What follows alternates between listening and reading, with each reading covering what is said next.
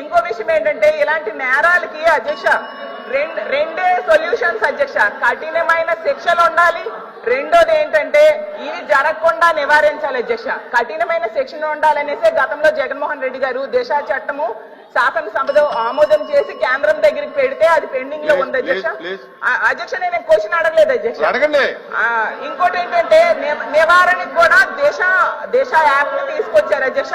ప్రభుత్వం నేను వినడం జరిగింది, దిశ యాప్ ని పేరు మార్చి శక్తి యాప్ అని పెట్టారు. చాలా సంతోషం అధ్యక్ష. ఏదో ఒక యాప్ పేరు మార్చినా పర్వాలేదు, మహిళల భద్రత కోసం ఉండాలనేసి మేము కోరుకున్నాము.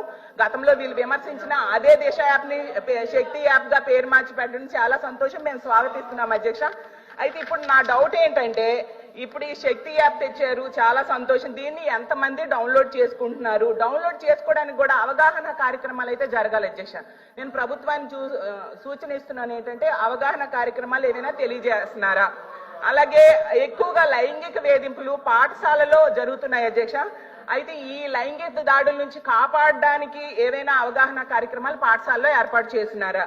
అలాగే మహిళా కళాశాలలు పాఠశాలలు దగ్గరగా విద్యా సంస్థల దగ్గరలో బెల్ షాప్స్ ఇలాంటివన్నీ ఉన్నాయి అధ్యక్ష.